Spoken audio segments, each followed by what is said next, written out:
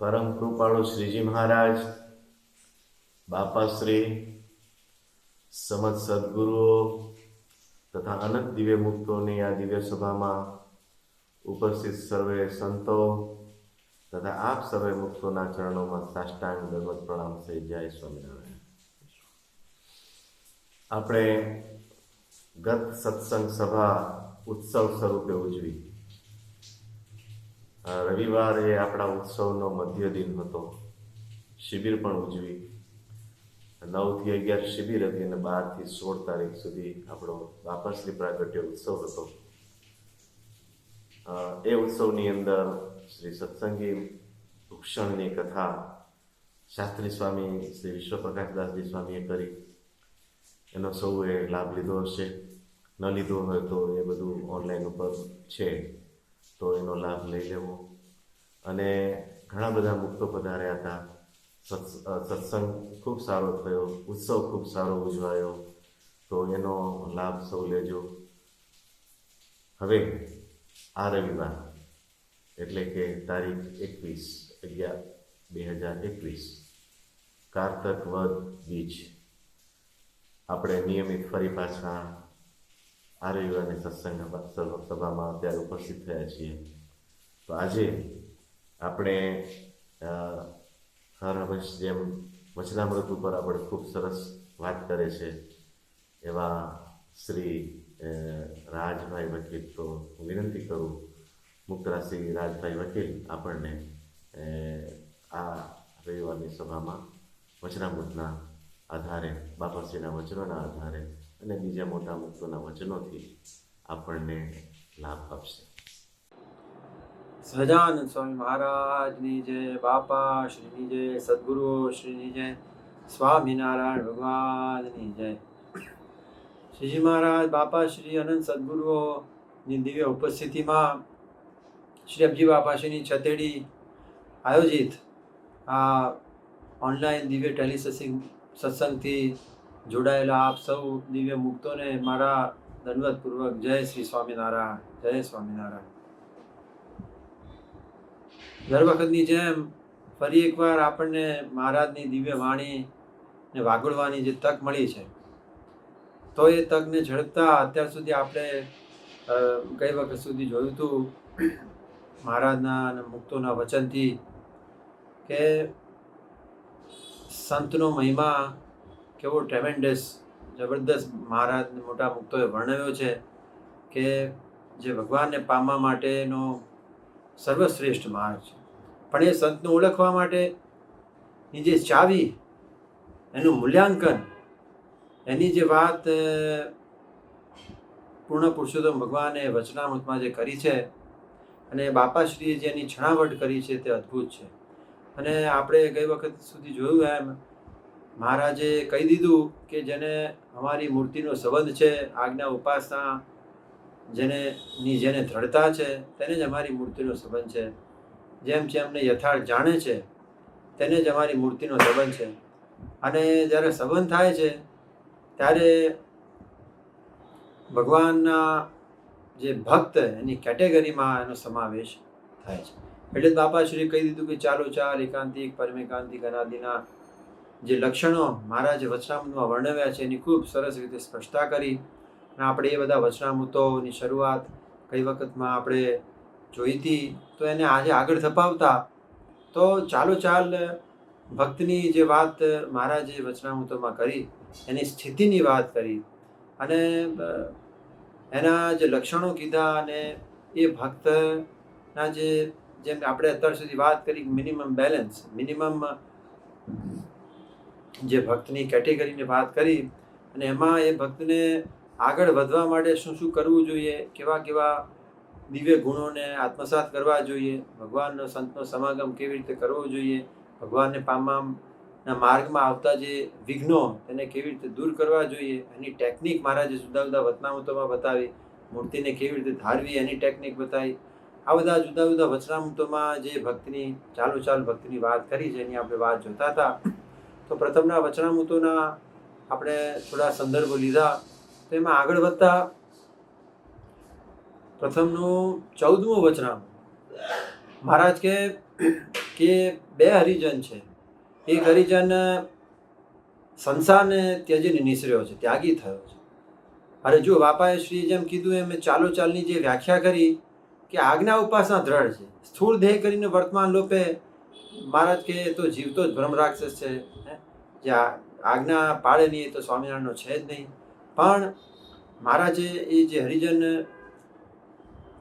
ત્યાગી થયો છે, સંસારને ત્યજીને નિસર્યો છે, એ દેહ કરીને વર્તમાન પાળે છે અને ભગવાનનો નિશ્ચય પણ દ્રઢ છે. આ બે જે આજ્ઞા અને ઉપાસનાની જે પાંખો છે મહારાજે જે ભક્ત કેટેગરીમાં આવે એના માટે સ્પષ્ટ કરી દીધી. બરાબર.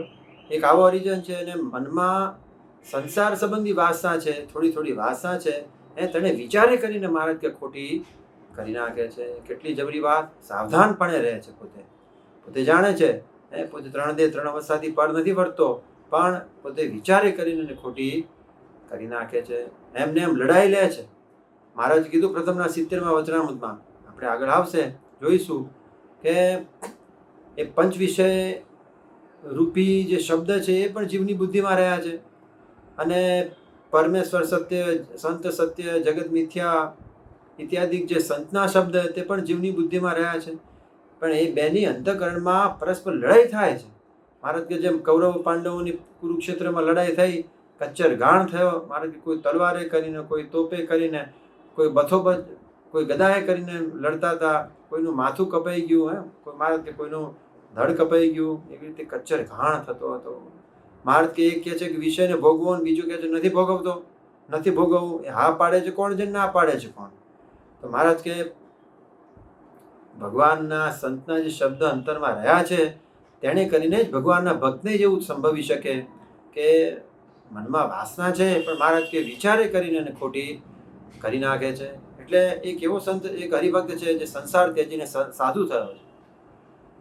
અને બીજો એક ગૃહસ્થ હરિભક્ત છે તે આજ્ઞા કરીને ઘરમાં રહ્યો છે. અને સંત થવું તો પરમેશ્વર કે સંત કહે એમની આજ્ઞા કરીને ઘરમાં રહ્યો છે. જેમ પ્રથમના બીજા વતનામાં કીધું કે પ્રારબ્ધે કરીને, પ્રારબ્ધ વશે કરીને ગૃહસ્થાશ્રમમાં રહ્યો છે. એ પ્રારબ્ધ વશે કરીને કેવી રીતે જાણવું? તો બાપાશ્રી એની સ્પષ્ટતા સરસ કરી કે કોઈને વૈરાગ્ય હોય અને ત્યાગી થવું હોય, પણ મા બાપ વૃદ્ધ હોય અને ઘણી દાખલે ખાવાનું મળતું હોય અને કોઈ ભાઈ ના હોય, તો પછી એને સહેજે સહેજે ગૃહસ્થાશ્રમમાં રહેવું પડે. કારણ કે મા બાપની સંભાળ રાખવા માટે એની ગૃહસ્થાશ્રમમાં રહેવું પડે. પ્રારબ્ધે કરીને ઘરમાં રહેવું કહેવાય. હું બાપાશ્રીએ સમજાવ્યું. અને આજ્ઞાએ કરીને, મોટા સંત આજ્ઞા કરી, આજ્ઞાએ કરીને ગૃહસ્થાશ્રમમાં રહ્યા. એક એવો હરિભક્ત છે, એને પણ સંસારની વાસના છે અને દેહ કરીને વર્તમાન એ પણ પાળે છે અને ભગવાનનો નિશ્ચય પણ એને છે. તો એ બેમાં કોણ શ્રેષ્ઠ છે? આવો પ્રશ્ન મહારાજે પૂછ્યો. મુક્તાન સ્વામીએ કીધું કે ત્યાગી ભક્ત શ્રેષ્ઠ છે. જે ત્યાગી થયો હોય તો શ્રેષ્ઠ જ છે. પછી મહારાજ કે મહારાજને જુદી રીતે જવાબ આપ. મહારાજે જે વિચારી રાખ્યું હતું, આ બધા મહારાજને મુક્તોની જે અદ્ભુત લીલા બાપાશ્રીએ ખૂબ સ્પષ્ટતા સરસ કરી કે આ બધા અનાદિ મહામુક્તો, મુક્તાન સ્વામી, ગોપાળાન સ્વામી, બ્રહ્માન સ્વામી, નિત્યાનંદ સ્વામી આદિ જે મહામુક્તોએ પ્રશ્ન પૂછ્યા છે એમના માટે કાંઈ અજાણ્યું નહોતું. બીજા જીવના સમાજ સ્નેહથી પૂછ્યા છે. અને મુક્તાન સ્વામી આ ઉત્તર કર્યો ત્યારે મહારાજે કીધું ઓલ્યો મૂંઝાઈને ભેખ લીધો છે, મૂંઝાઈને ભેખ લીધો. જો મહારાજે આ બે પ્રકારના હરિજનની જે વાત કરી ને, એક સાધુ ને ગૃહસ્થ, એવી બીજી બે જગ્યાએ વાત કરી, મધના 25માં અને છેલ્લાના 19માં. એટલે મહારાજે મધના 25માં પણ એ જ વાત કરી કે વાસનાવાળા ત્યાગી કરતા નિર્વાસ અને ગૃહસ્થ તે શ્રેષ્ઠ છે. છેલ્લાના 19માં પણ બે હરિજનની વાત કરી. બેની અવસ્થા મહારાજ કે 20 વર્ષની છે. અને એક સંસારને ત્યજીને ત્યાગી થયો, પરણવાની ઈચ્છા તો હતી પણ મળી નહીં, સ્ત્રી મળી નહીં. અને બીજાને મહારાજ કે પરણીને ગૃહસ્થાશ્રમમાં રહ્યો. તો મહારાજ કે બેમાં નિર્વાસની કોણ થાય? સાધુ થાય, ગૃહસ્થ થાય? આવા પ્રશ્નો મહારાજે એની ખૂબ સુંદર છણાવટ કરી. તો મહારાજ એમ કહેવા માંગે છે કે જો તીવ્ર વૈરાગ ન થયો હોય, બરાબર, તો એને મહારાજ કે એને ગૃહસ્થાશ્રમ કરવો એ શ્રેષ્ઠ છે, ત્યાગાશ્રમ કરવો એ શ્રેષ્ઠ નથી. એટલે મહારાજ કે લો મુજાઈને ત્યાગ આશ્રમમાં ગયો છે, કેવી રીતે શ્રેષ્ઠ છે? અને ગૃહસ્થાશ્રમી તો આજ્ઞાએ કરીને ઘરમાં રહ્યો છે. પોતે ભલે મનમાં થોડી ઘણી વાસના છે, જેટલી સાધુને છે એટલી ગ્રહસ્થને પણ વાસના છે, છતાં પણ એને મહારાજ શ્રેષ્ઠ કહેવા જઈ રહ્યા છે. મહારાજ પોતાના ભક્તની સમજણની દ્રઢતા કરાવે છે કે મહારાજ કે જો ત્યાગી થયો હોય ને જો કાચીમતી વાળો હોય, સારું સારું ખાવાનું મળે ને કાચીમતી વાળો હોય તો એમાં લેવાઈ જાય, હે, અથવા કંઈક દીર્ઘરૂપ આવી પડે, હે, અને મહારાજ કે તે વખતે ભગવાનની ભક્તિનું પ્રીતિનું કાંઈ ઠેકાણું રહે નહીં. અને એવા વાસનાવાળા ત્યાગી કરતા તો ગૃહસ્થ આશ્રમી ગૃહસ્થ ભક્ત સારો. કેમ સારો? મહારાજ કે ગૃહસ્થ ભક્તને તો એમ રહે કે આ સંતનો જે સમાગમ મને મળ્યો છે એ પરમ ચિંતામણી તુલ્ય મળ્યો છે. અને ધન દોલત સ્ત્રી પુત્ર આદિ જે પદાર્થ છે તો સ્વપ્ન તુલ્ય છે. સંતનો સમાગમ છે સર્વેથી મને શ્રેષ્ઠ મળ્યો એમ જાણીને વાસના ટાળવાનો ઉપાયમાં મંડ્યો રહે છે. મહારાજ કે જો ગૃહસ્થાશ્રમના ધર્મ સચવાય તો, ગૃહસ્થાશ્રમના ધર્મ સચવાવા કઠણ છે. કેમ કઠણ છે? તો મહારાજ કે અનંત પ્રકારના સુખ દુઃખ આવી પડે. તેમાં પણ ભગવાનના સત્સંગમાંથી ધર્મમાંથી લેશ માત્ર ચડાયમાન થાય નહીં, અને ભગવાન અને સંતને જ પોતે પોતાના જીવનના આદર્શ માને, શ્રેષ્ઠ માને, એમને સમાગમ કદી મૂકી ન શકે એવો ગૃહસ્થ છે એ મહારાજ કે વાસનાવાળા ત્યાગી કરતા શ્રેષ્ઠ છે. આ મહારાજે પોતાના ભક્તની સાધન દશામાં એકાંતિક થવા તરફની મહારાજ કે જે ગતિ કરી રહ્યા છે એવા ચાલુ ચાલ ભક્તની સમજણની વાત કરી. મહારાજ કે ભગવાનના ભક્તને વાસના ટાળવાની વાત ખૂબ અગત્યની છે. અને મહારાજ કે એનો સરવાળો કરવો, જેમ તમને 38માં કીધું, મહારાજ કે મૂર્ખ વાણીઓ જેમ નામું નથી લખતો એમ જે નામું ના લખે એની મહારાજ કે વાસના ઓછી થાય. વર્ષો વર્ષ સરવાળો કરે કે સત્સંગ થયા મોર મારે કેટલી વાસના હતી, સત્સંગ થયા પછી કેટલી વાસના છે, એમ નિત્ય મહારાજ કે સરવાળો કરવો. જેમ શિક્ષાપત્રીમાં કીધું, નામાના મહારાજે 2 વચનામૃત કીધા. પ્રથમનું 38મો, સારંગપુરનું 18માં. મહારાજ કે કામાદિક શત્રુ કોના ઓછા થાય છે? જેમ મહારાજ કે નામું લખે એના ઓછા થાય, નામું ન લખે તો ન થાય. પ્રોફિટ ને લોસ તો જ ખબર પડે. એમ મહારાજ કે અહીંયા પણ એવી રીત છે. તો મહારાજ એ વાતની દ્રઢતા ખૂબ કરાવી દીધી. મહારાજ કે સૌ કરતા ભગવાનના ભક્ત થવું તે કઠણ છે.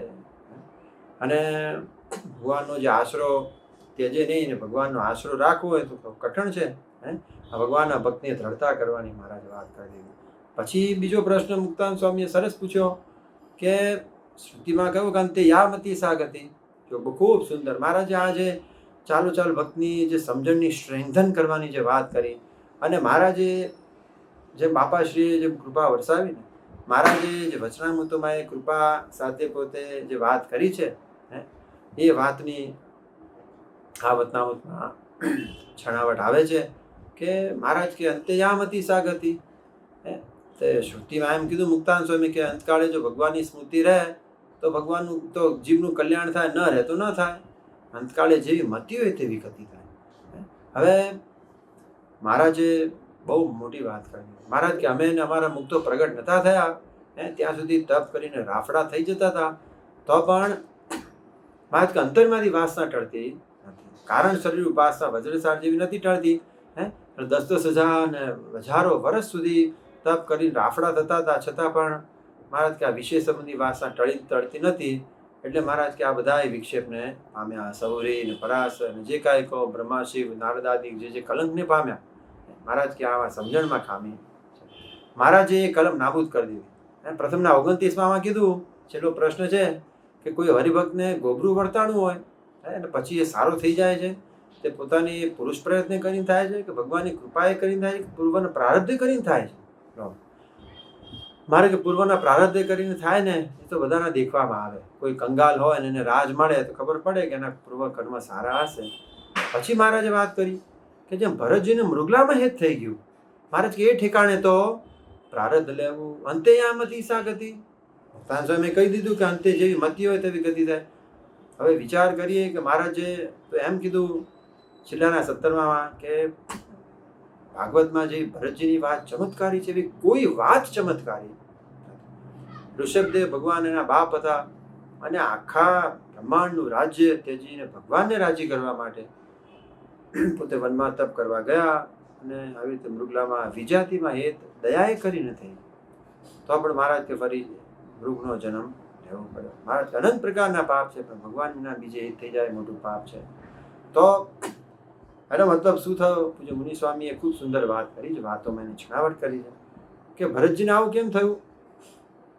તો પરોક્ષ શાસ્ત્રમાં શ્રીજી મહારાજને મોટા મુક્તો પ્રગટ નતા થયા ત્યાં સુધી, જેમ બાપાશ્રીએ પ્રથમના 9ના રહસ્યાર્થમાં કીધું ને કે પરોક્ષ શાસ્ત્રમાં પ્રતિમા ઉરુકાળે કલ્યાણ કરે છે, એમ કીધું છે.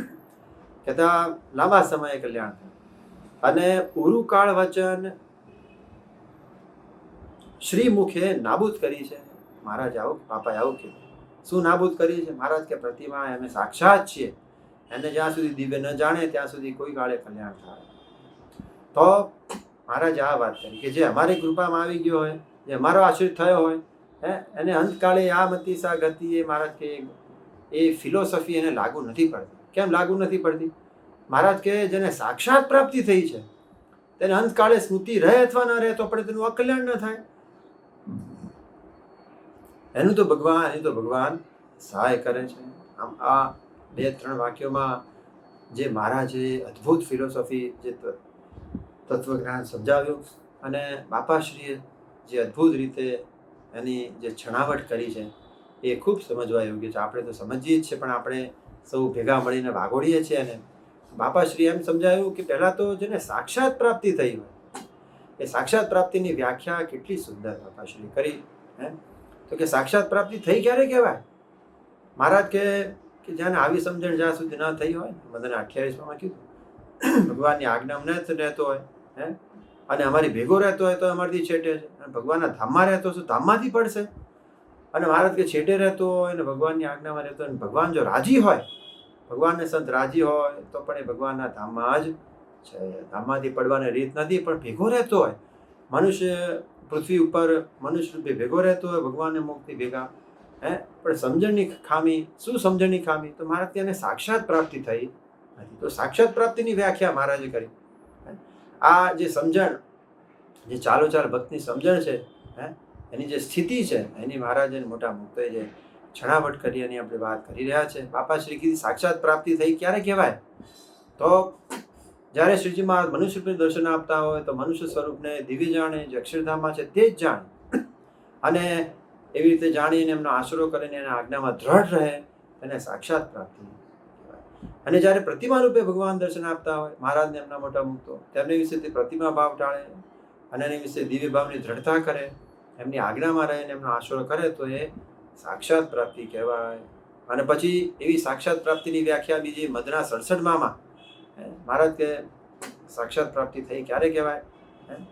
તો ભગવાનની કથા, વાર્તા, કીર્તન આદિ કરતા કરતા દિવસ રાત્રિ વીતે. જો કેટલી જબરી વાત છે! આપણને એમ થાય બાબાશ્રી કે આ વાર્તા સમજાયા પછી તો વિધિ વધારે કરવો જોઈએ. આપણને એકવાર કલ્યાણભાઈએ ખૂબ સરસ વાત કરી હતી કે આપણે છે ને શહેરમાંથી બહાર નીકળીને હાઈવે તરફ જવું હોય ને તો કેટલી વાર ગાડી ફર્સ્ટમાં ન્યુટ્રલમાં નાખીને ઊભી રાખવી પડે, પાછી ફર્સ્ટ, સેકન્ડ, થર્ડ, કોઈ વાર ફોર્થમાં નાખીને ફરી પાછી થર્ડ, સેકન્ડ, ફર્સ્ટ, આવું બધું થયા જ કરે. પણ પછી જ્યારે હાઈવે પર ગાડી આવી જાય અને પછી ફર્સ્ટ, સેકન્ડમાં નાખીને ગાડી ચલાવે તો ડચકા ખાય, ગાડી બંધ થઈ જાય અને પછી લાંબો માર્ગ થઈ જાય. એ વખતે તો ફૂલ ફોર્સમાં ચાલવી જોઈએ. એમ બાપાશ્રીએ કીધું કે વિધિ વધારે કરવો જોઈએ. કેમ કીધું એમ? કારણ કે મહારાજ કે એને સમજણ થઈ તો ભગવાનને, જેમ પૂજ્ય મામાએ કીધું કે આશ્રિત એનું નામ કે ભગવાનને પામવાના ઉપાય છેલ્લા શ્વાસ સુધી કર્યા કરે. પણ એવું ક્યારે થાય? એ તો પહેલાં મહારાજે ખૂબ અદ્ભુત દ્રઢતા કરાવવાની વાત, મનુષ્ય ભાવ, દિવ્ય ભાવ. જે અક્ષરધામમાં મહારાજ મોટા મુક્ત બિરાજમાન છે તે જ પોતે પ્રતિમા રૂપે છે, ક્યાંય ગયા નથી. અને આપણે જેમ આગળ વાત થઈ હતી, જ્યારે એવી દ્રઢતા થાય ત્યારે છૂપું નાસ્તિકપણું બાપાશ્રી કે પણ જતું રહે છે. આજ્ઞા વિરુદ્ધ સંકલ્પ પણ થતા નથી. અને આજ્ઞા વિરુદ્ધ જો સંકલ્પ થઈ જાય છે તો એની દાજ વર્તે છે. એ દાજ ક્યારે વર્તે? જેને એવું સમજણ થઈ હોય કે ભગવાન મારા સંકલ્પને જાણે છે, આ સાક્ષાત પ્રાપ્તિ. તો મહારાજ કે એને સાક્ષાત પ્રાપ્તિ થઈ ક્યારે કહેવાય? તો જ્યારે પ્રતિમા રૂપે મનુષ્ય રૂપે ભગવાન દર્શન આપતા હોય, એના વિશેથી મનુષ્ય ભાવ અને પ્રતિમા ભાવ ટાળે, એનો આશરો કરે, એની આજ્ઞામાં વર્તે. પંચપ્રતિમા રૂપી આજ્ઞા, અને મહારાજે આજે પોતાના જે અધ્યાત્મ શાસ્ત્ર, વચનામૃત આદિ શાસ્ત્રોમાં જે આજ્ઞા કરી છે કે આમ કરવું, આમ ન કરવું, ભગવાનમાં જોડાવો, વાસના ટાળવી, સંત સમાગમ કરવો, કોઈનો અવગુણ ન લેવો, આ બધા જે વચનોની વાત કરવી, ભગવાનના અર્થે રાજી કરવાના, તે પ્રસન્નતાના સાધન કરવા, આ બધી જે વાતો કરી, એ વાતને આ મધના 67ના વચનામૃતની જે વાત સાથે વણી લઈને બાપાશ્રી પ્રથમના 14ના રહસ્યાર્થમાં બાપાશ્રી સાક્ષાત પ્રાપ્તિ ક્યારે કહેવાય, પછી બાપાશ્રી એડ કર્યું કે જે મધના 67માં વચનામૃતમાં કીધું એમ સાક્ષાત પ્રાપ્તિ ક્યારે થઈ કહેવાય, તો કે ભગવાનની કથા, વાર્તા, આરતી, કીર્તન આદિ કરતા કરતા દિવસ રાત્રિ વીતે, પહેલી કન્ડિશન. બીજી વાત કે પોતાના જીવાત્માનું બ્રહ્મરૂપે દર્શન થાય. ભગવાનના પોતાને બ્રહ્મરૂપ કહેતા એના બે અર્થ બાપાએ સમજાવ્યા. પોતાને શ્રીજી મહારાજના તેજરૂપ માનવું એ પણ બ્રહ્મરૂપ માન્યું કહેવાય. શ્રીજી મહારાજની મૂર્તિ જે બ્રહ્મ, તે રૂપ પોતાને માનવું તે પણ બ્રહ્મરૂપ માન્યું કહેવાય. બ્રહ્મરૂપ માનવાના આ રીતે બે અર્થ બાપાશ્રીએ સમજાવ્યા. સર્વે શ્રેષ્ઠ પોતાને પુરુષોત્તમ રૂપ માનવું એ બ્રહ્મ કહેતા ભગવાન 6 જગ્યાએ મહારાજે વચનામૃતમાં પોતાને બ્રહ્મ નામે કીધા છે. એ પોતાને બ્રહ્મરૂપ માનવું, એમ પોતાને પુરુષોત્તમ રૂપ માનવું એ શ્રેષ્ઠ. પોતાને બ્રહ્મરૂપ માનીને પોતાના જીવાત્માનું બ્રહ્મરૂપે દર્શન થાય. અને મહારાજ કે અધર્મનો ત્યાગ કરીને ધર્મમાં રહેવાય, અને બીજે બધેથી મહારાજ કે વૈરાગ્ય થાય. આવી રીતે જેને વર્તાય મહારાજ કે ત્યારે એને સાક્ષાત પ્રાપ્તિ થઈ કહેવાય. આપણે વિચારીએ ખબર પડે આપણને. કેવળ મૌખિક વાચ્યાર્થ બોલી કાઢીએ, પણ જો મહારાજ કેવું વર્તન જો થતું ન હોય તો એણે ભગવાનને દિવ્ય જાણ્યા જ નથી. જો ભગવાનને દિવ્ય જાણ્યા હોય તો ભગવાનને રાજી કરવા. એને એમ તો થાય ને કે મહારાજે મને સુખમાં મૂક્યા તો મારી ફરજમાં આવે છે કે એણે કીધું એમ કરવું પડે. મારી કેપેસિટી નથી, હું તો હાવ નિર્ધન ગરીબ ને અનાથ અભાગી રે, તે અમે નહીં છીએ, અમે છીએ સભાગ્યા સાહુકાર. રંગ ટાળી કીધા અમને રાજવીર, અને દિન કાળી તાળી કીધા દાતા. નિષ્કુળાનંદ સ્વામી આવું કહે છે. તો જો આવા કર્યા તો મારી ફરજમાં આવે છે મહારાજને રાજી કરવા માટે. તો મહારાજ કે આવી રીતે વર્તે, સહેજે વર્તન થાય. મહારાજે સુખમાં મૂક્યા તો જેમ બાપે કીધું કે મારી આ બધી મિલકત તને આપું છું, તો તારે કાંઈ કરવું નથી, પણ મેં આ કીધું એમ કરજે. તે બાપે કીધું એમ જેમ કરવું પડે છોકરાને. મહારાજ કે બાપા કે આ કરો, બીજું પડ્યું મૂકો. મહારાજ કે કથા વાર્તા કીર્તન આદિ કરતા જીવન દિવસ રાત્રિ વીતે. આપણે વિચાર કરવા જેવું છે કે આપણે એવું થાય છે. પોતાના જીવાત્માનું બ્રહ્મરૂપે દર્શન થવા તરફ આપણું પ્રયાણ છે. પોતાના સ્વરૂપ જોવાનો આગ્રહ છે પ્રથમના વિશ્વમાં કીધું એ પ્રમાણે કે નહીં. અને બીજે બધીથી વૈરાગ્ય, વાસના ટાળવાનો ઉપાય, જેમ હમણાં નામાની વાત આવી, એ નામનું આપણે કરી રહ્યા છે કે નહીં એનો વિચાર કરવો ખપે, એવું મહારાજને બાપા આપણને સમજાવે છે. અને અધર્મમાં રહીને ધર્મમાં રહેવાય છે. આ બધી વાતો મહારાજે કરી. આને સાક્ષાત પ્રાપ્તિ કીધી. અને પછી બાપાશ્રી કીધું કે જ્યાં સુધી મનુષ્ય ભાવ, પ્રતિભા ભાવને વિશે દિવ્ય ભાવ ન થયો હોય, ત્યાં સુધી સાક્ષાત પ્રાપ્તિ થઈ ન કહેવાય. બહુ જબરી વાત છે. આ બધા મુદ્દાઓ કેટલા અગત્યના છે. આપણે આની છણાવટ ખૂબ કરવી જોઈએ. અને આપણને એનું જ્ઞાન છે જ, પણ આપણે જ્યારે માસ ઓફ પીપલને વાત કરીએ ત્યારે કૃપાની જોડે આ જે મહારાજે પુરુષ પ્રયત્નની વાત કરી, સાવધાનીપણાની વાત કરી, પોતાના ભક્તને સાવધાન રખાયા, એની જે વાત કરી એની પણ ખૂબ છણાવટ થવી જોઈએ. કેમ? કારણ કે મહારાજે પ્રથમના 18માં આપણે આગળ વાત આવશે, મહારાજે કહી દીધું કે મહારાજ કે આ પ્રમાણે સમજીને એ પ્રમાણે વર્તે તે જ મુક્ત થાય છે. એ વિના તો મહારાજ કે 18 પુરાણ, ભાગવતાદિક શાસ્ત્ર, પુરાણ, ઇતિહાસ, આ બધા શાસ્ત્રના અર્થને જાણવે ને સમજવે કરીને પણ મહારાજ કે મુક્ત થતો નથી. આ પ્રમાણે વર્તે, એ નહીં વર્તે નારસંકાદિક જેવો હશે તો પણ ભ્રષ્ટ થઈ જશે. મહારાજે બીક બતાવી. મહારાજ કે ઇન્દ્રિયોના હાર શુદ્ધ કરવાની જે વાત કરી, કેટલી મોટી વાત. તો આ સાક્ષાત પ્રાપ્તિની વાત મહારાજે કરી.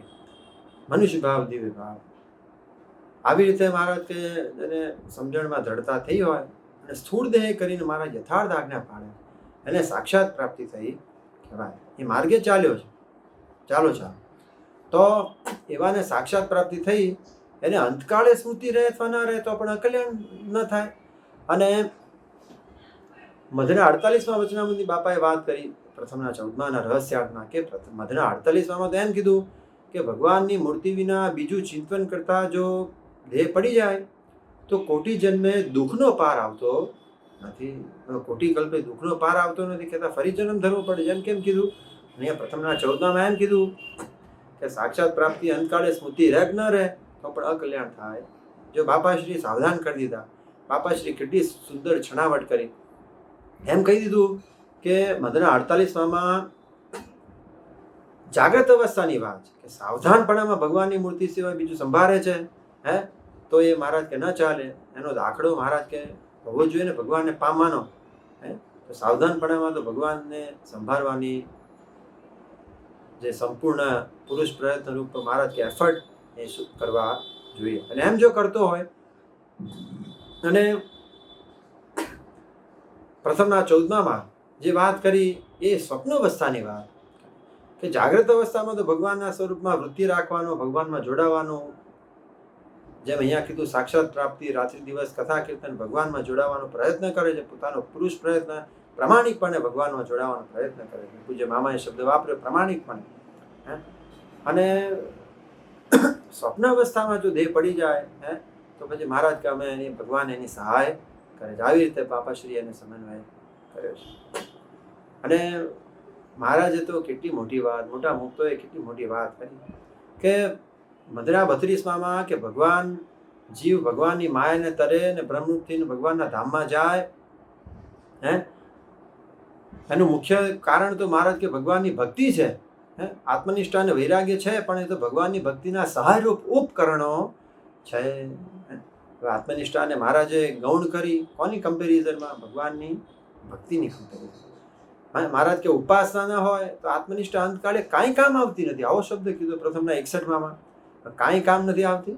તો પછી મધના 32માં આગળ મહારાજે કીધું કે ભગવાનનો ભક્ત અંતકાળે જ્યારે દેહ મૂકે ત્યારે ભગવાનના ભક્તને ભગવાન આત્મનિષ્ઠા અને વૈરાગ્ય પ્રેરે છે. હવે જો આત્મનિષ્ઠા કાંઈ કામમાં ના આવતી પ્રેરવાની શી જરૂર પડે? પણ મહારાજ કે ભક્તિ એ કરીને ભગવાન કલ્યાણ થાય છે, બસ થાય છે. કોને પ્રેરે છે એ શબ્દ અગત્યનો. અને કેમ પ્રેરે છે એના માટે બાપાશ્રીએ ખૂબ સુંદર રહસ્યાત્મક છણાવટ કરી દીધી મધના 32માં. જો આ સાક્ષાત પ્રાપ્તિ રિલેટેડ છે અને મહારાજે આ જે ચાલની સમજણ કીધી છે, એની સ્થિતિ કીધી છે, એની વાત મહારાજ અહીંયા કરી.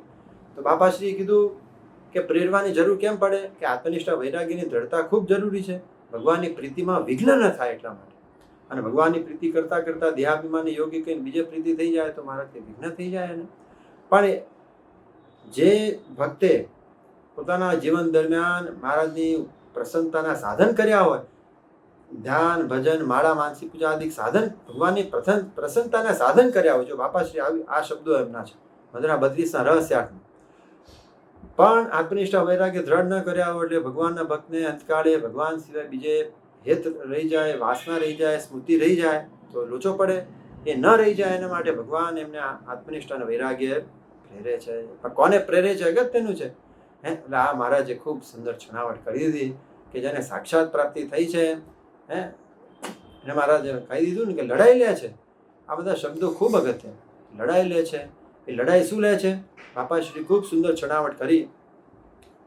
એ લડાઈ શું લે છે કે પોતે સ્થૂળ દેહ યથાર્થ વર્તમાન પાળે, પણ મહારાજ કે એને ધણી નહીં જાણતો હોય કે એના અંતરમાં આટલા સંકલ્પ વિકલ્પનું બળ છે, પણ લડાઈ લે છે પોતે કહેતા એના મનમાં દાજ થાય છે. એટલે મહારાજ કે એમ લડાઈ લેતા લેતા મહારાજ કે એનો ધણી જાણે છે. એટલે મહારાજ કે એમને એમ બેફિકર રહેવું, એમને એમ ભગવાનને ભજ્યા કરવા, ભગવાન એની અંતકાળે સહાય કરે છે. તો મહારાજને મોટા મુક્તો હોય તો આપણને દયા કરીને સુખમાં મૂક્યા જ છે. મહારાજ આપણને એ ખૂબ દ્રઢતા કરાવી કે પોતાને પૂર્ણ કામ માનવું. આ ખૂબ અગત્યની મુદ્દો કહી દીધો. અને મહારાજ પૂર્ણ કામ માનવું, પણ પાછી એ મહારાજ કે એને કેફે કરીને પાછું છકીએ ન જવું. છકી શું જવું? એટલે સુંદર વાત મહારાજ કરી. પ્રથમના 25ના રહસ્યાર્થમાં બાપાએ કીધું કે ભગવાનના જ્ઞાનનો મહિમાનો ઓથ લઈને જેમ ફાવે વર્તવા માંડે, વર્તમાન લોપવા માંડે, અને આ બધું ભગવાનને રાજી કરવાનું બધું મૂકી દે અને બીજાથી પોતાને અધિક માને, છકી ગયો કહેવાય. એના પર ભગવાનની કૃપા થઈ હોય તો ઉલટો મહારાજનો પાછો કોપ થાય છે. આ બધા મુદ્દાઓ કેટલા અગત્યના છે એની છણાવટ મહારાજે મોટા મુક્તોએ કરી. તો સાક્ષાત પ્રાપ્તિ થઈ હોય તેને મહારાજ કે અંતકાળે સ્મૃતિ રહે અથવા ન રહે, પણ તેનું કલ્યાણ નહીં. એ 14ના રહસ્યમાં બાપાશ્રી એમ કીધું કે સ્વપ્ન અવસ્થામાં જો દેહ પડી જાય તો ભગવાનમાં જોડાવાનો અસ્ખલિત પ્રયત્ન કરે છે ભગવાનને રાજી કરવા માટે, તો મહારાજ એના આગ્રહને જોઈને રાજી થાય છે અને મહારાજ એને અંતકાળે પૂરું કર્યું જ છે અને પૂરું કરે છે. એટલે જ મહારાજે વતનામૃતમાં આગળ કીધું કે ભગવાનનો ભક્ત હોય એની મતિમાં તો એમ જ હોય કે મારું કલ્યાણ થઈ રહ્યું છે. એટલે મહારાજ કે શું કહેવું, શું સમજવું અંતે આ મતિ સા ગતિ. મહારાજ કેમ સમજવું કે અંતે પછી એક અલ્પવિરામ મૂકી દીધું. અંતે અંતકાળે યા મતી એટલે મારા કે અત્યારે જેવી મતી આ કે આ ગતિ એવી ગતિ એની કરે. ભગવાનના ભક્તને તો એમ જ હોય છે કે મારું તો કલ્યાણ થઈ ચૂક્યું છે, સાક્ષાત પ્રાપ્તિ થઈ છે, મારે શું બાકી? તો મારાથી એનું કલ્યાણ થઈ ગયું. અને વિમુખ જીવ હોય, બોલતા ચાલતા દેહ મૂકે. મારાથી કેટલાક પાપી કસાઈ જીવ હોય, એમ બોલતા ચાલતા સાવધાન થઈને દેહ મૂકે તો શું કે એનું કલ્યાણ થાય છે? મારે કે વિમુખ જીવ તો નરકે જ જાય છે. ભગવાન ભક્તની કોઈ દિવસ અધોગતિ થાય. એટલે મહારાજે કહી દીધું કે સૌ કરતા ભગવાનના ભક્ત આવું તે અઘરું છે. અને ભગવાનના ભક્ત ભગવાનના દાસ થયા તેને તો કાંઈ કરવું બાકી નથી. લો મહારાજ એમ કીધું. મહારાજ પોતાના ભક્તને એને સમજણની સ્ટ્રેન્થન કરવા માટે બળ આપે. મહારાજ કે એના દર્શને કરીને વાત સામે કરીને તો બીજાનું સારું થાય, બીજાનું કલ્યાણ થાય, તો એના કલ્યાણમાં શું સંશય હોય એમ. એટલે મહારાજ કે પણ ભગવાનના દાસ પણ આવું એ કઠણ છે. 14ના વતનામૃતમાં આગળ મહારાજ કહે છે દાસપણાના લક્ષણ શા છે? તો પહેલું જ મહારાજ કે પોતાના સ્વામીને ભોગવે એના પદાર્થ ભોગવે. મહારાજ કે જે કઈ પદાર્થ વસ્તુ કે જે કઈ આવે એ ભગવાનને પ્રસાદીની કરાય, શિક્ષાપતિને પ્રસાદીની કરાય, થાળ આદિ ભગવાનને ધરાય, પછી જ પોતે મહારાજ મોટા મુક્તોને આપીને પછી મહારાજ કે પોતે ભોગવવાની ઈચ્છા રાખે. એ સ્વામીને ભોગવે એના પદાર્થ ન ભોગવે. પછી મહારાજ કે દેહને પોતાનું રૂપ ન માને. આ કેટલી મોટી સમજણ. મહારાજ કે જ્યાં સુધી દેહને પોતાનું રૂપ માને ત્યાં સુધી સર્વે સમજણ મિથ્યા છે. 44માં કીધું. એટલે મહારાજ કે હરિનું ભક્ત હોય ને દેહ રૂપે વર્તે અને પ્રાકૃત ગુણ બુદ્ધિ વાળો. અને મહારાજ કે જે વચન ભગવાને કીધા છે એમાં લેશ માત્ર ફેર પડે. આ ત્રણ મહારાજે મુખ્ય મુદ્દા કીધા. મહારાજે એને દાસપણાના મુખ્ય મુદ્દા. તો આવી રીતે સુંદર છણાવટ પ્રથમના 14મા વચનામૃતમાં સાક્ષાત પ્રાપ્તિની મહારાજે કરી. અને મહારાજે આ મુખ્ય સિદ્ધાંત કહી દીધો કે જ્યાં સુધી પ્રતિમાને વિશે દિવ્ય બુદ્ધિ થઈ નથી, અને જેમ લોયાના 7મા વચનામૃતમાં મહારાજે કીધું કે ઇન્દ્રિયો અંતઃકરણ અનુભવ ત્રણેય પ્રકારે જ્યારે ભગવાનને જાણે ત્યારે યથાર્થ જ્ઞાની. તો ઇન્દ્રિયો ક્યારે પૂગ્યા કહેવાય અને અંતઃકરણ ક્યારે પૂગ્યું કહેવાય? આ બહુ અગત્યની વાત મહારાજ કહે છે. જો ઇન્દ્રિયો અંતઃકરણ પૂગ્યા ક્યારે કહેવાય? તો ભગવાનને જેમ છે તેમ યથાર્થ નિશ્ચય મહાત્મ્ય છે યથાર્થ જાણ્યા. પૂર્ણ પુરુષોત્તમ ભગવાન છે તે જ આ છે, અને તે પોતે અહીંયા મનુષ્ય રૂપે વિચરતા હોય અથવા પ્રતિમા રૂપે વિચરતા હોય ત્યારે દિવ્ય ભાવની ખૂબ દ્રઢતા કરી હોય, એ ઇન્દ્રિયોમાં નિશ્ચય કહેવાય. અને અંતઃકરણમાં મહારાજ કે ભગવાનને આવા જાણીને ધ્યાને કરીને અંતરમાં મૂર્તિ દેખતા હોય, પોતે ભગવાનને પામવાનો ઉપાય કરીને ધ્યાન ભજને કરીને મહારાજની મૂર્તિ અંતરમાં દેખતા હોય ત્યારે અંતઃકરણ પૂગ્યા કહેવાય. કેટલી મોટી વાત મહારાજે કરી કે મહારાજે આ વાતની ખૂબ દ્રઢતા કરાવી. આપણે શ્રીજી મહારાજ એમને સમકાલીન કોઈ પણ મુક્તો લઈએ, કોઈ પણ મુક્તો લઈએ, શ્રીજી મહારાજ, બાપાશ્રી, ગોપાળાનંદ સ્વામીની વાતો, વૃંદાવન સ્વામીની વાતો, કે ઈશ્વર સ્વામીની વાતો, જાદવજી બાપાની વાતો હોય, નારાયણ મામાની વાતો હોય, મુનિ સ્વામીની વાતો, કોઈ પણ લો તમે. મહારાજે વતનામૃતમાં તો ઠેર ઠેર, બાપાશ્રીએ વાતોમાં ઠેર ઠેર, જ્યાં જુઓ ત્યાં સોમચંદ બાપાની વાત કરો, કોઈ પણ મોટા મુક્તની વાત કરો, આપણને સ્ટ્રેન્થન થઈને, આપણને બળ આપીને ભગવાનમાં જોડવા તરફની જ વાત. મહારાજ કે પુરુષ પ્રયત્ન જેવું સાધન છે એ ભગવાન કલ્યાણને અર્થે જેટલા સાધન છે એમાં સર્વશ્રેષ્ઠ. શું પુરુષ પ્રયત્ન? બાપાએ કીધું કે ભગવાનને મોટા મુક્તના વચનમાં આસ્તિક બુદ્ધિ એ સર્વથી શ્રેષ્ઠ પુરુષ પ્રયત્ન. પણ ખાલી આસ્તિક બુદ્ધિ એટલે ખાલી વાચ્યાર્થ હા પડે એમ નહીં, એમ માનીને મહારાજ કે એ પ્રમાણે કરવા માંડે ત્યારે મહારાજ કે એ જેમ છે તેમ આમાં હા પડી કહેવાય. જેમ પૂજ્ય મામાએ કીધું ને કે મોટા મુક્તનો જોગ બાહ્ય રીતે ને આંતરિક રીતે બે રીતે કરવો જોઈએ. તો બાહ્ય રીતે તો સમજ્યા, આપણે સેવા કરી, બધું કર્યું, જેમ છે તેમ જ્ઞાન પચાવ્યું ઇન્દ્રિયો દ્વારા, પણ પછી એ કહ્યું એ પ્રમાણે કરવા લાગે, વર્તવા લાગે, એ આંતરિક સમાગમ. ત્યારે પૂજ્ય મામાએ કીધું, ધ્યાનના લેક્ચરમાં કીધું છે 94ના 60 શતાબ્દીના, કે બાહ્ય સમાગમમાંથી આંતરિક સમાગમમાં જતા રહેવું જોઈએ. ત્યારે મહારાજ કે આ બાહ્ય સમાગમમાંથી આંતરિક સમાગમમાં જાય ત્યારે જ ભગવાનના સંતને વિશે એવી આત્મબુદ્ધિ, દ્રઢ બુદ્ધિ, પોતાપણાની બુદ્ધિ, પૂજ્ય બુદ્ધિ થઈ, જેમ છે એમ કહેવાય. તો આ જે જુદા જુદા વચનામૃતોની મહારાજે આ વાત કરી, એમાંથી આપણે આ એક આ જે વચનામૃત લીધું પ્રથમનું 14મું, મહારાજે કેવી સુંદર દ્રઢતા કરાવી દીધી કે સાક્ષાત પ્રાપ્તિ આપણને ખ્યાલ આવે કે આપણે કઈ સમજણ દ્રઢ કરવી જોઈએ અને આપણું ઇવેલ્યુએશન મૂલ્યાંકન થઈ શકે કે મહારાજે સાક્ષાત પ્રાપ્તિની જે વ્યાખ્યા કરી એ પ્રમાણે આપણું જીવન વ્યતીત થાય છે અને આપણે એવી સમજણ દ્રઢ કરી છે પણ એમાં વર્તન થાય છે અને નથી થતું તેમાં કેટલા આગળ વધ્યા છીએ એ મહારાજે આ ખૂબ એની દ્રઢતા કરાવી દીધી. આપણે સૌ આપ સૌ તો મા મુક્તો છો, મોટા મુક્તોની કૃપાથી આપણને તો સહેજે એવી સ્થિતિમાં મહારાજને મોટા મુક્તોએ રાખ્યા છે ને એ પ્રમાણે વર્તન થાય જ છે. આ તો વચનામૃતની જે વાત આવી એ આપણે સૌ ભેગા થઈને વાગોળીએ છીએ. તો આજે આટલી વાતને કરીને હું મારી વાણીને વિરામ આપું અને મહારાજને મોટા મુક્તોને આ દિવ્ય સભાને પ્રાર્થના કરું કે મહારાજે જ્યાં ખૂબ અગત્યના મુદ્દાઓની જે છણાવટ કરીને આપણને એની દ્રઢતા કરાવી એ મુજબ જ ની દ્રઢતા મારા જીવનમાં પણ ખૂબ થયા કરે. આપ સૌનો રાજીપો ઈચ્છી અને આપ સૌને ખૂબ દંડવત ભાવપૂર્વક જય સ્વામિનારાયણ કહીને હું મારી વાણીને વિરામ આપું છું. સજાન સ્વામી મહારાજની જય, બાપાશ્રીની જય, સદગુરુશ્રીની જય, સ્વામિનારાયણ ભગવાનની જય. ખૂબ ખૂબ આભાર શ્રી રાજભાઈનો. ખૂબ સરસ વાત કરી અને આપણે આવી રીતે હર હંમેશ લાભ આપતા રહે. હવે આગળની સભાનો દોર ચલાવતા આપણે મુનિ સ્વામીના આશીર્વાદ, ત્યારબાદ 2 મિનિટ ધૂન કરી આપણી આ સભાને પૂર્ણ કરીશું.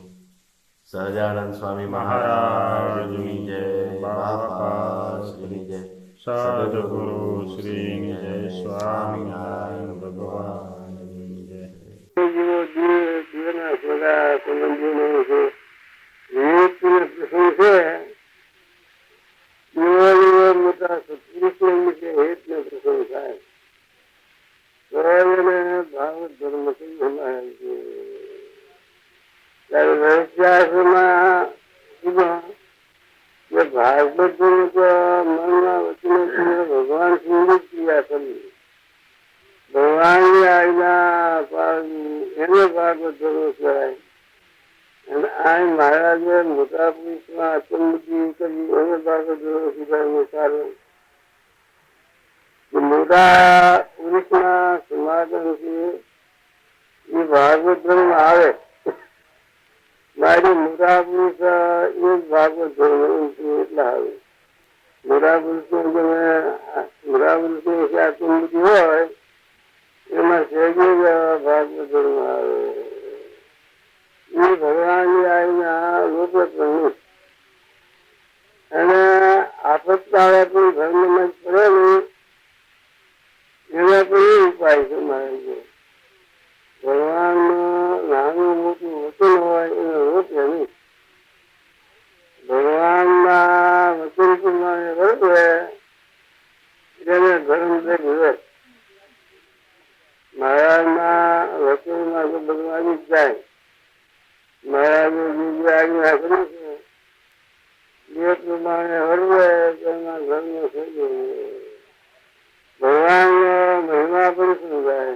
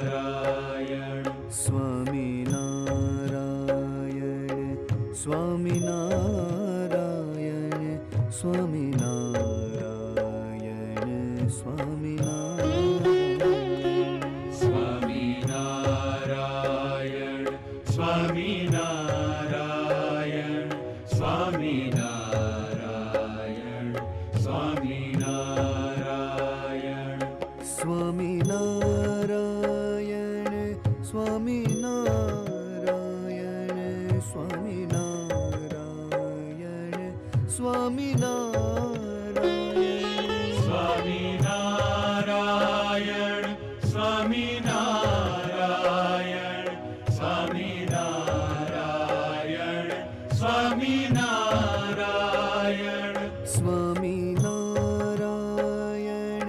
સ્વામિનારાયણ સ્વામિનારાયણ સ્વામિનારાયણ સ્વામિનારાયણ સ્વામિનારાયણ સ્વામિનારાયણ સ્વામિનારાયણ